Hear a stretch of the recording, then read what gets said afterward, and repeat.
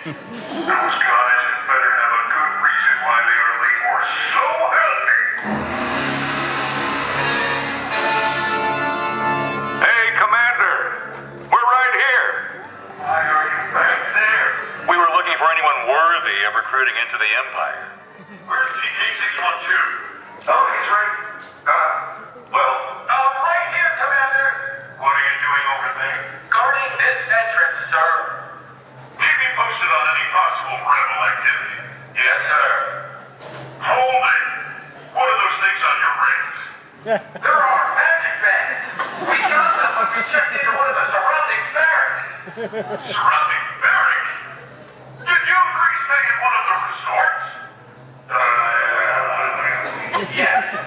No, come on! Way to throw us under the air, that buddy. What? You saw how he was drilling me. He's worse than an interrogation droid. So, which resort did you stay at? Yacht Beach. Yacht and Beach. Unbelievable. It was nothing special. Just a bed and a latrine. And a pirate ship. This is a little even for you guys. Whoa there, Commander. We were just following your orders and patrolling all surrounding areas to see if there was any rebel activity. Yeah, that's it. Rebel activity. Right. And is there any documentation of this? No. Is there? Maybe. What is your problem? I can't help it. It's like he's using the Jedi mind trick on me. All right, knock it off. Let's see this documentation. Roman! This is us showing how we're doing life by not tipping the flight channel. See? Proof that we know not to waste the Emperor's valuable resources. Next. All right, now what could you possibly be doing here? That's us enjoying the gigantic local delicacy known as ice cream. Next. There's us enjoying the full area after getting intel that some rebels have been spotted. Right, and did you find any rebels? If by rebels you mean a water slide.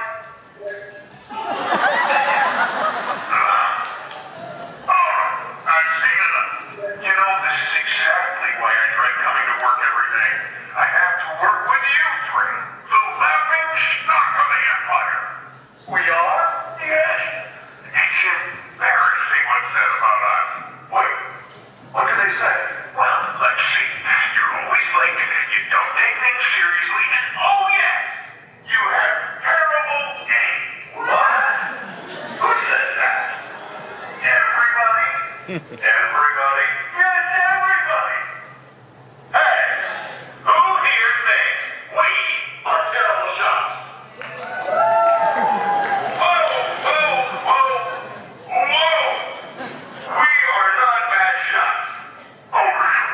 Well, then allow me to remind you of your targeting inaccuracies. Rolling! Here you are on the Death Star, not hitting anyone. I mean, come on. How hard is it to hit a guy and a girl on the left? Okay, time out. Listen up and listen good, because it's time to set the record straight once and for all. It is not hard to shoot a guy and a girl on a ledge. Did you ever think that maybe we were ordered not to shoot them so they could escape and show us the coordinates to the hidden rebel base? No. You mean we were supposed to miss them? I didn't think that at all. That's because you were too busy hitting your head on the blaster door. Oh yeah, that was classic. Let's take that footage. Not again. Roland, no way! Here you are on the Death Star. All seems fine, and then... You are all so silent. There you are. You're walking, and come on, guys. That footage is as old as soda. Somebody come up with some new material. Gladly. What? Roland. Here we are on the Tangent 4. After successfully blasting a crew, I might add. And, oh, look, there you are, coming up from behind them. There you go. Wait a minute.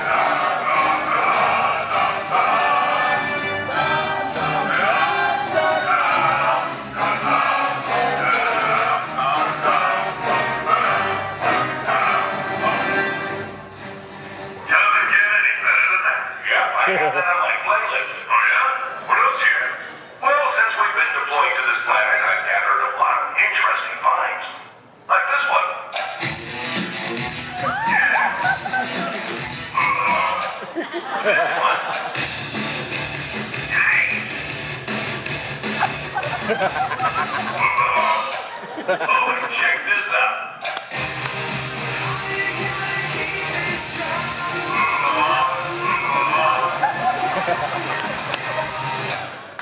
Yeah, those are good.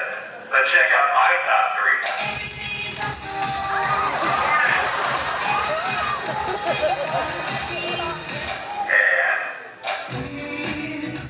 And you got one.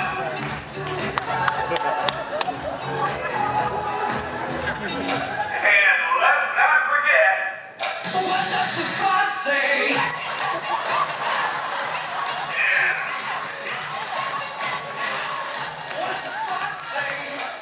Oh, that's a good one. Oh, I got some good. I too have done my share of gathering new music from the locals. These are straight from my Let's Blast Up Ewoks playlist. Check it out. I got the eye of the tiger, dancing through the fire, 'cause I am a child, and you're gonna hear me roar. You blast Ewoks to that? Yep. And to this one. I came in like a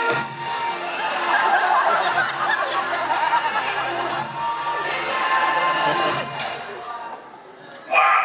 He must really like blasting small furballs and female power ballads. They're a fact. Now this one is my all-time favorite.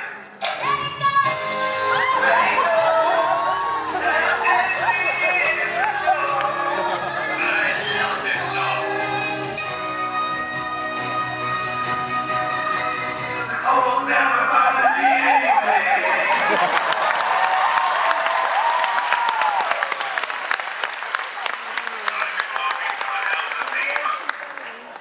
I always feel better after hearing that one, don't you? Okay, I must admit I do. Sorry, guys. I know I've been rough on you.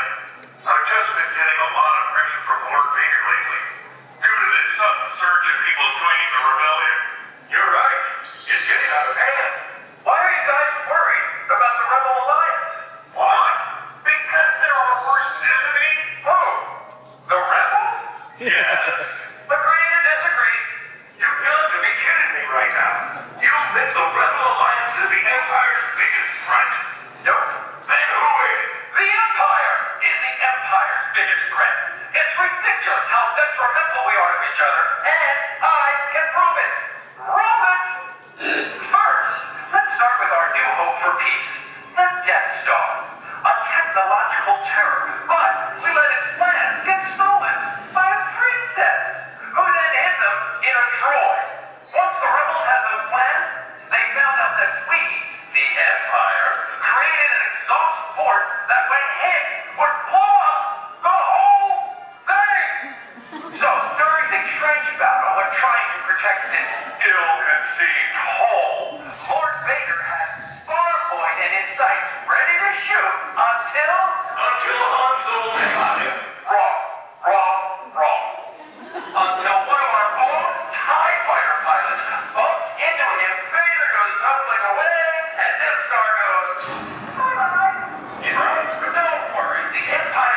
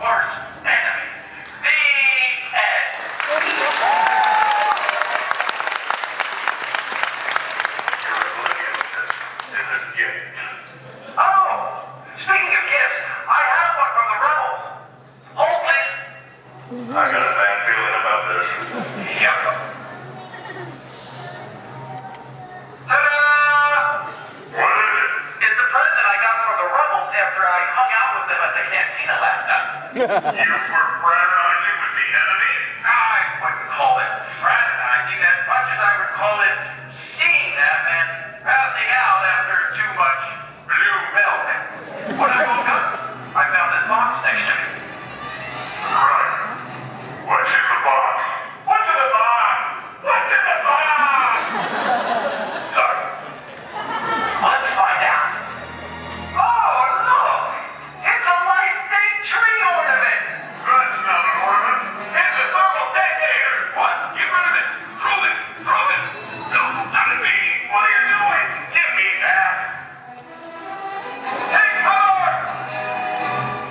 See? It was just an ornament. I told you the rebels weren't so bad. I got a bad feeling about this. From the scanning center.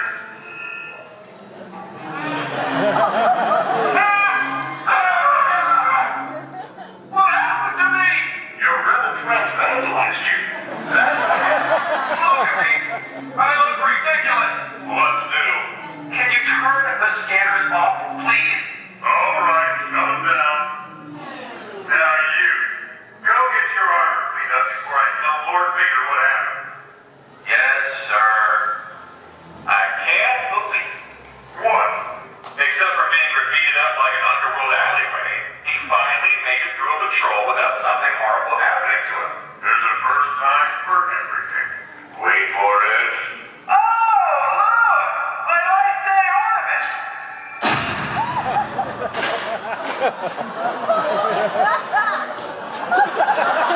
You know, own worst enemy. Yeah. All right, here's the drill. You will remain in your seats. You will have a good time. And you will cheer for us when we leave. Got it? Enjoy the presentation. Squad.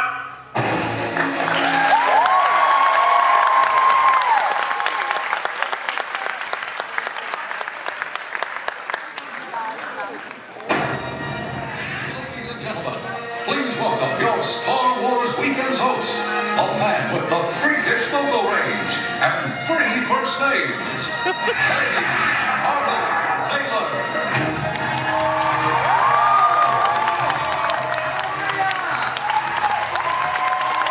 You made it!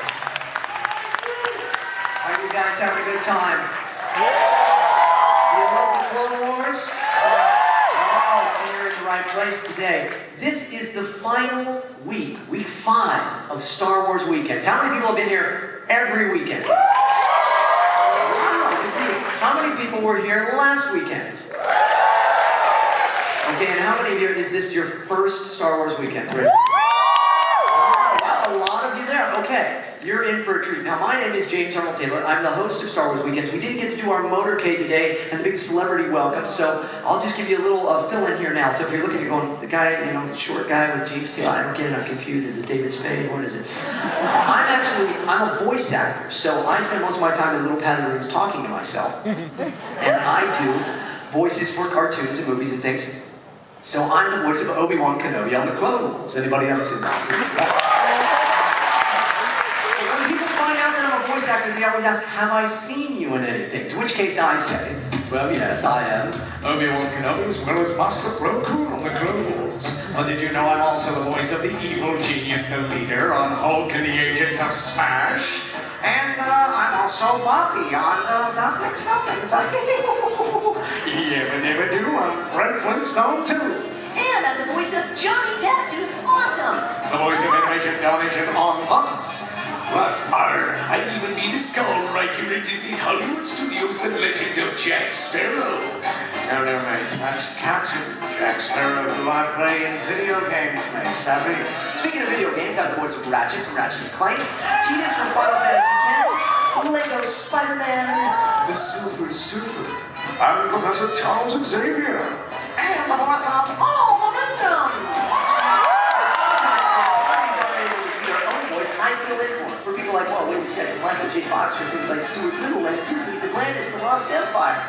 I'm Hiccup, officially in How to Train Your Dragon, and it's my funny act, really, really great, you know. I'm Andre the Giant for the Princess Bride game. I've been Andrew Garfield as Spider-Man, And it's crazy to believe I've even been Christopher Walken when they need more cowbell. Yeah, it's crazy. I'm Voice Essential. It's now available on DVD and Blu-ray to use only as directed. Don't buckle up and drive safely. Offer expires November 3rd. See store for details. Don't Don't miss it!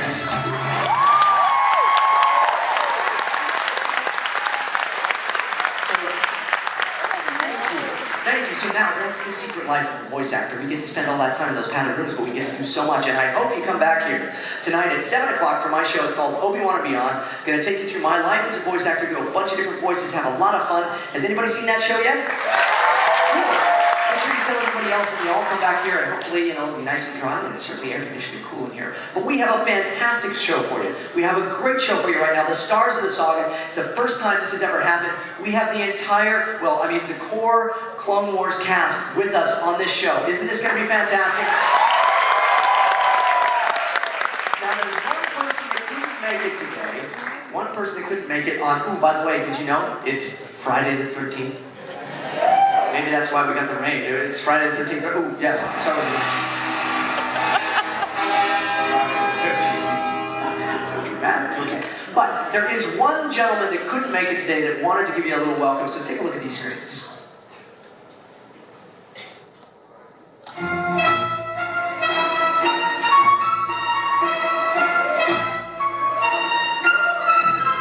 Hi, I'm J.J. Abrams. I'm in London working on the new Star Wars movie. Otherwise, I'd be there with you today. I can't tell you what a thrill it's been over the past year working with this incredible team, helping build these worlds, creatures, costumes, designs, seeing everything come to life. I cannot wait for you to see it. So I'm sorry I can't be there with you at Star Wars weekend, but I'm having a great time. Thank you, and look forward to be with you. Thank you, JJ. All right.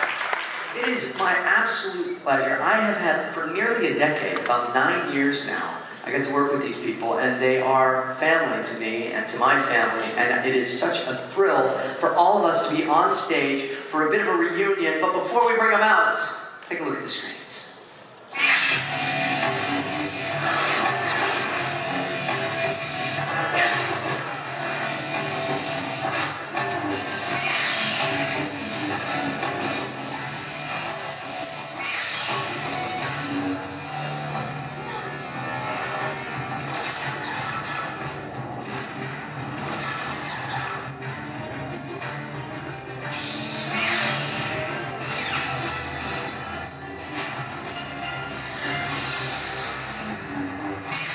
Ladies and gentlemen, here they are, the Clone Wars cast.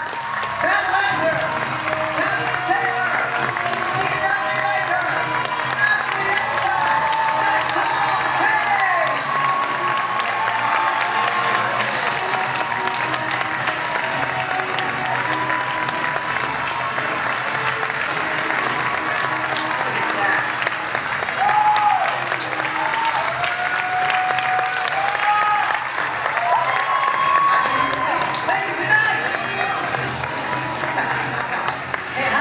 Guys, wow, how cool is this, huh?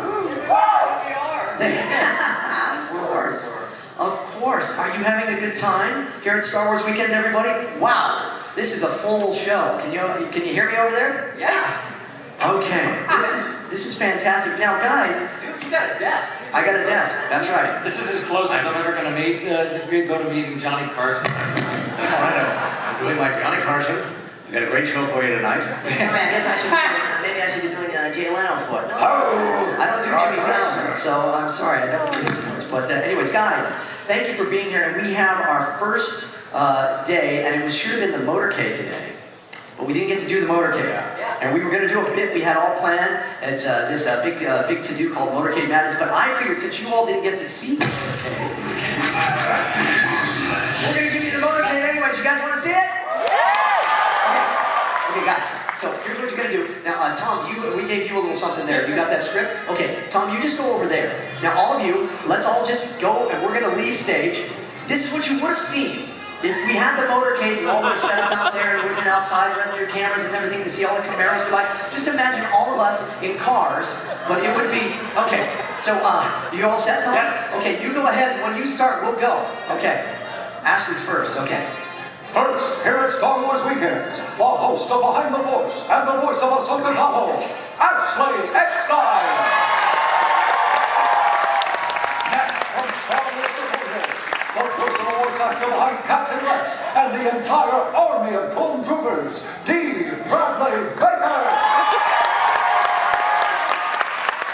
Next, the hungry Hollywood actor behind the voice of Anakin Skywalker, Matt Lanter.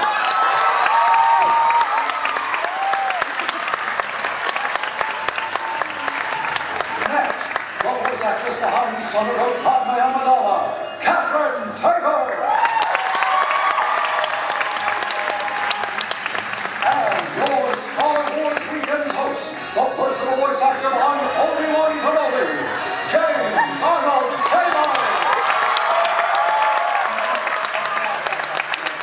And lastly, the freakishly talented voice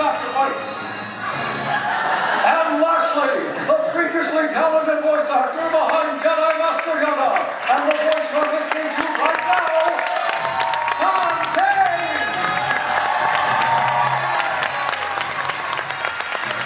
There's your motorcade. Was that great?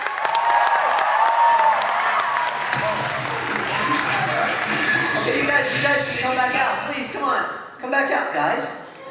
Guys, I have a bad feeling about this. No, come on out. There they are. So that's what you missed at the motorcade. I hope you got pictures of there. Missing the cars and stuff, but don't touch the microphone, Anakin. Anakin. Stop it. I'm sorry, my car took a wrong turn. Hey, so, great stuff. Okay, so guys, now I gotta ask you some questions because I know the answer to this. Because I mean, we're really like family here. 9 years we've been together and working on this. We got the band back together now. That's really good, isn't it? But all of these folks may not know. Tom, were you a Star Wars fan before? Oh man, yeah. I saw it the last day of 9th grade. I was 15 years old, and I've told the story a couple of times. But my friend and I were flipping through the newspaper to the movie section because they didn't used to have this interweb thing. You actually had to look at a piece of paper that was printed every day. It's really weird, and it's terrible. And there's the big poster, you know, that and my friends, we could see this Star Wars thing. I actually told George the story a few years later. My exact words were, "I don't want to see that. That looks stupid." And George later said, he goes, and like he does, he goes, "Well, do you feel differently now?" Yes, a little. So on a scale of 1 to 10, how big of a Star Wars fan are you? Oh, I'm about a 10 as you can get. I mean, I don't have this encyclopedic knowledge like Dave that's Filoni okay. and stuff, but yeah, Like- from a like fan Captain point of Taylor. view. But Ashley, how about yourself? 1 to 10, scale of 1 to 10. Big Star Wars fan? Yeah, I mean, I would say a 10 now. I think I came into the show more of a casual fan, but after working with all of you guys and working for Dave Filoni, you automatically become a 10. Yes. And D. Bradley Baker? Oh, I think you were maybe a 10 before that. Yeah, I'm a huge fan. I've always been a huge fan of Star Wars, yes. Kat, I know this answer, but were you a scale of 1 to 10, what kind of fan were you of Star Wars? I was an 11. An 11. This one goes And to it's 11. Yeah, that's, and Matt? I had watched some of the films, but I really couldn't consider myself a hardcore fan or anything. But obviously now, like you guys said, you know, working on this so long with Dave, you kind of can't help but to be. Yeah. 10 now. And a huge reaction when you first got the call that you had this job. Was it kind of surprising? Yeah, it was, because I didn't know what I was auditioning for. So when they told me that it was Anakin and he's, gonna be one of the leads in the series, it's kind of cool, and then it was a gulp, and then it was a sweet. So, and on that note, because now here's the thing. For many, many years, when you do a show like the Clone Wars, you have to sign what they call an NDA. It's a non-disclosure agreement. You can't really talk about anything. But now the show is done. We can talk about all sorts of stuff now, right, guys? Yeah, we can. Is there anything that you're like, oh, now I can actually say this because everybody's seen the episodes and you know it's out there? Anything come to mind for anyone? Just what difficult people these guys were to work with. Very, very difficult to work with. Thanks, Scott. I actually should say that there's stuff that we knew or learned that I don't think I could talk about yet. Oh, now you've done it, D. People are already going on the Twitter and everything I else. think there was that one time they kind of went over the episode 7 script. When they went on, yeah, that's good. No, they didn't. You guys are being bad. This is not how it's supposed to be. But what I mean is like we recorded well beyond the season 6 that you've seen. Yeah. And there are things that happened there, and that there were things that were speculated might happen. Yeah. That may have been in the production pipeline, or they may have been jettisoned. I don't know, but I don't know that I can talk about it. No, that's true. And that's actually one of the wonderful things to me about Star Wars, is that there has to be kind of this great secrecy about it.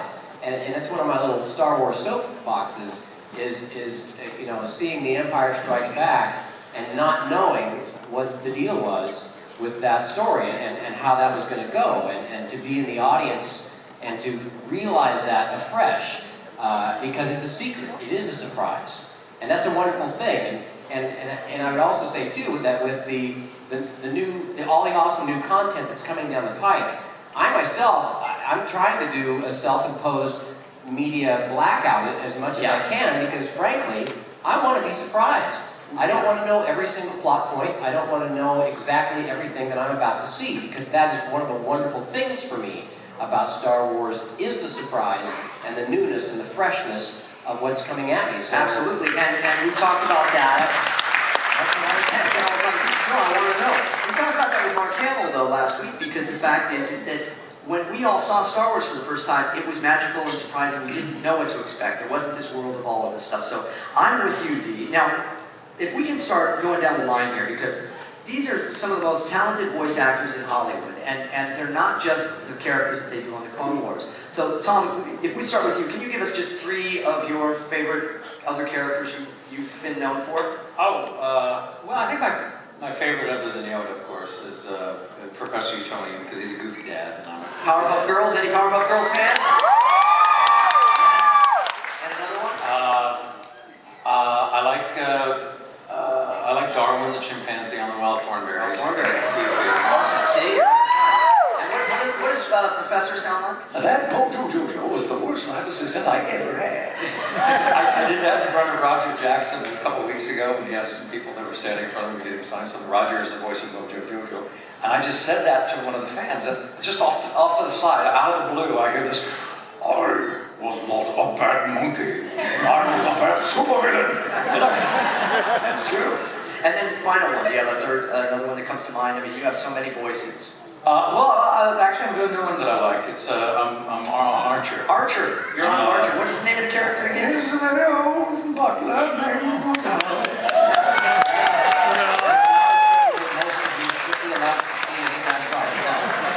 Not necessarily. So Ashley, how about you? Any other characters we would know you from? Now see, many of our cast here is also on-camera actors.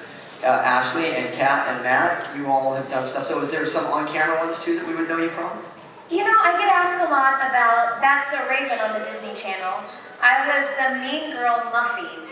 I don't see how that's possible. She was one of the school Oh, bullies, but look at that. There you are. what? Yeah, look at that. She would say, Alana she likes Star Wars. That's how she talked. But one I'm excited about right now is Sophia the First. Sophia the First. Anybody watch Sophia the First? Only a few. The bluebird right there. So she says, "Oh, Sophia, don't forget your tiara." A little different than Ahsoka. It's very cute. She's very different than Ahsoka. But probably my favorite was Jan Brady. Jan Brady from the Brady Bunch movies. Yeah, that's pretty great. And so Jan, You guys have it. and She would say, "Masha, Masha, Masha." come on, are you guys asleep yet? This is great. I love that. All right, Dee, you've only been known to do maybe 1 or 2,000 voices. So, can you give us just a couple that we would know? 3? I love Klaus, an American Dad.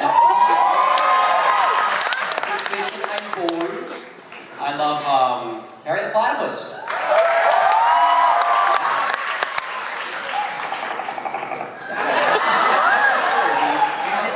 once. I did it once and they reprinted it every show. It's an awesome gig. And, you know, and I'll mention another one that a lot of people really like is Olmec from Legends of the Hidden Temple. This was shot here at Nickelodeon Studios half my life ago here in Orlando when I worked here at Epcot Center.